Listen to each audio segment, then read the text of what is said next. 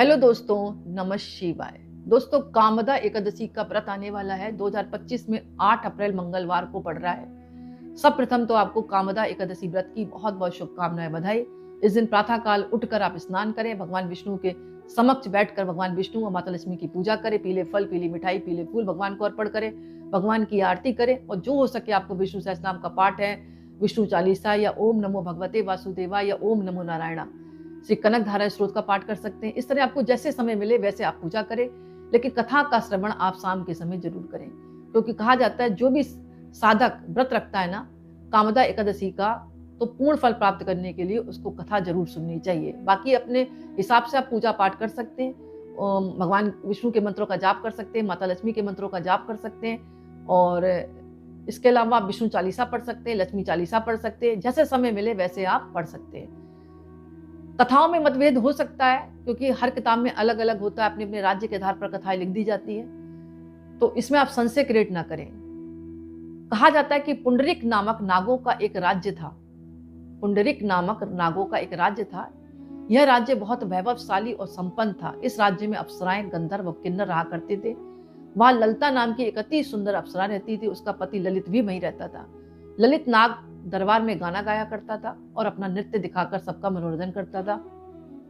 इनका आपस में बहुत प्रेम था। राजा पुंडरीक ने एक बार ललित को गाना गाने और नृत्य करने का आदेश दिया। ललित नृत्य करते हुए, गाना गाते हुए अपनी पत्नी ललिता को याद करने लगा, जिससे उसके नृत्य और गाने में भूल होने लगी। सभा में एक कारकोटक नाम के नाग देवता उपस्थित थे, जिन्होंने पुंडरीक नामक नाग राजा को ललित की गलती के बारे में बता दिया।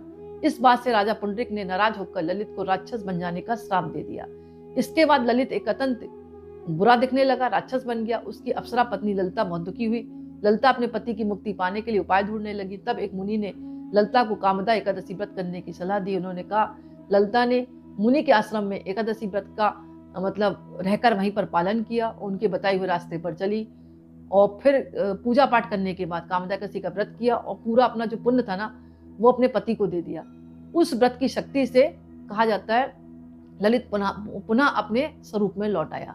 तब से कहा जाता है जो भी साधक एकादशी का व्रत मतलब कामदा एकादशी का व्रत सच्ची भावना के साथ रखता है तो जीवन में कोई भी समस्या हो उससे मुक्ति जरूर मिलती है। जैसे कि ललिता ने ललित के नाम से मतलब ललिता जो पत्नी थी उसने ललित की भलाई के लिए व्रत रखा, क्योंकि वो राक्षस होनी में चला गया था और फिर अपना पूर्ण फल जो पूजा का था और वो फल जो था वो मतलब उन्होंने अपने पति को दे दिया, जिससे ललित जो पति था वो राक्षस होने से मुक्त हो गया और फिर एक सुंदर मतलब गंधर्व बन गया जैसे वो था। तो ऐसा कहा जाता है। कथाओं में मतभेद भी हो सकता है, तो संचय नहीं करना है आपको, क्योंकि अलग अलग कथा कुछ ना कुछ अलग अलग डिफरेंट तो होता ही है, सभी को पता है। आप कोई भी मतलब कोई भी आप पढ़ रहे हैं किताब तो उसमें कहीं ना कहीं आपको मतभेद जरूर दिखाई देगा। तो आपको तो सिर्फ उसका मेन कहते हैं ना मेन निचोड़ निकालना है। मेन निचोड़ यही है कि कामदा एकादशी का आप व्रत रखें और इस व्रत के प्रभाव से आपको किसी भी तरह की आपकी गलती है वो क्षमा योग्य हो जाती है और भगवान आपको क्षमा करते हैं और इसके साथ साथ आप भगवान विष्णु की पूजा का अवसर भी प्रदान करते हैं, क्योंकि कामदा एकादशी का व्रत रखेंगे तो मन आपका साफ रहेगा, प्योर रहेगा और भगवान विष्णु के करीब रहेंगे और भगवान विष्णु और माता लक्ष्मी का आशीर्वाद सभी भक्तों पर बना रहेगा। और इस दिन दान पुण्य जरूर करें। जो भी अपनी सामर्थ्य के अनुसार आप दान कर सकते हैं वो दान करें। हो सके तो आप पीले फल का दान करें, चने की दाल दान कर सकते हैं, पीला कपड़ा दान कर सकते हैं, केले दान कर सकते हैं, पपीता दान कर सकते हैं। अपनी सामर्थ्य के अनुसार आप कुछ भी दान करें। कहा जाता है जो भी हम दान करते हैं उसका दुगना होकर हमें वापस जरूर लौटता है, इसलिए आप दान जरूर करें। जब तक जीवन है कुछ ना कुछ दान करते रहें। अगर आप दान नहीं करेंगे तो जैसे कि आपने कभी सुना भी होगा कि जो थे ना आपके कर्ण जो थे बहुत दान किया करते थे, सोना दान किया करते थे। जब वो स्वर्गलोक को गए तो उनको सोना ही खाने को दे दिया गया था। तो उन्होंने कहा मुझे ये क्यों मिला? तो वहां के जो लोग थे स्वर्ग के, उन्होंने कहा कि भाई तुमने जिंदगी भर क्या दान किया? उन्होंने कहा सोना, तो सोना ही खाओ। तो इसीलिए खाने पीने की चीज से लेकर आप जो भी दान कर सकते हैं जरूर दान करें, ताकि जो कथाओं में कुछ ना कुछ तो कोड वर्ड छुपा ही रहता है। तो हर कथा ये सिखाती है कि अपना आचरण ठीक रखें, अपने मन को शुद्ध रखें, अच्छे मार्ग पर चलें, सबकी भलाई करें, किसी के लिए गलत ना सोचें और भूल से कभी गलती हो भी जाए तो अपने आप को पहले माफ करें कि मैं अपने आप को माफ करता हूँ, हे प्रभु मुझे क्षमा करें।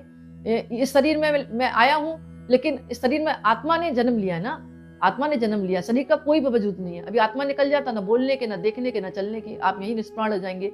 तो इस शरीर में जन्म आपने किस लिए लिया? अच्छे कार्य के लिए। फिर भी मेरे से भूल हो गई तो आगे से मैं ध्यान रखूंगा, इस तरह की गलती नहीं करूंगा। क्योंकि कोई भी मनुष्य भूल से गलती तो कर ही लेता है, तो उसकी क्षमा भी मांग सकता है, इसमें कोई भी बुराई नहीं है। तो मनुष्य योनि कभी गलती हो सकती है, तो क्षमा आपने मांग ली तो सब कुछ वहीं पर आपका पाप मिट गया।